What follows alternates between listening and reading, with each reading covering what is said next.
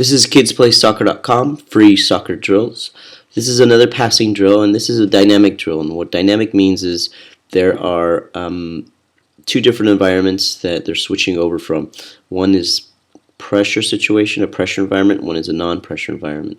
So what you have here is two groups and two areas. I divided this into two areas with my pro cones.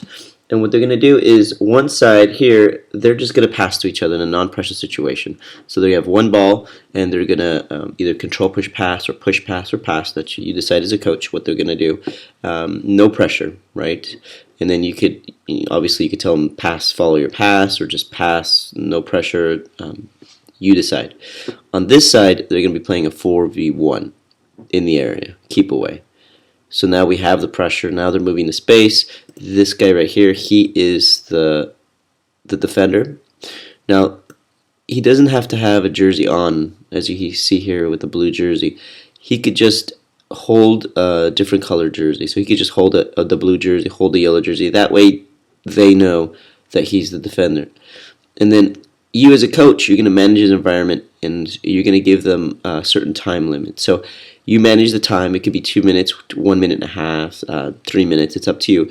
And on your whistle, after the 2 minutes are up, or whatever the time you decide, this player gives the jersey to someone else, and then that player then comes over to this side. And now on this side, it's the same thing. It becomes a 4v1 situation. And on this side, they go back to no pressure passing. Okay, so it kind of works that way. After 2 minutes, they go back. So now they're practicing passing within a non-pressure environment, and then after the 2 minutes, they go back to a pressure environment. Now, in terms of progression, you could have this side here where there's no pressure, start with 3 touches, and then eventually move to 2 touches, and eventually 1 touch. And then on the pressure environment, 3 touches, 2 touches, 1 touch, right? So it's up to you, depending on the development of your players and the progression that you would like for them to have, right? So I always say start easy, then move difficult, progress to difficult. That way you assess their technical ability, you assess where they are. You could further change this up, and so on this side, instead of passing now just freely, what they have to do is within the 2 minutes, or within a minute and a half, they have to complete 10 passes and then complete 10 push-ups each. Okay, so in the group there has to be 10 passes, and then they get in push-up position and complete 10 push-ups. So now there's a little bit of pressure, but it's not a defender, it's more of a time and obstacle. And so you can be very creative in what you do here. Now you could make this area bigger to accommodate more players, and then instead of a 4v1, maybe it's a 6v2, right, in each side.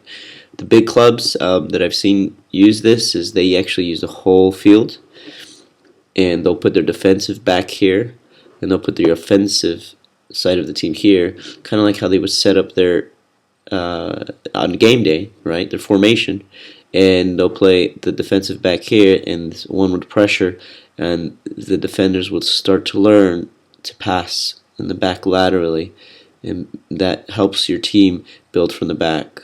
And then on the forward side, they start getting used to each other passing laterally. So it's a great way.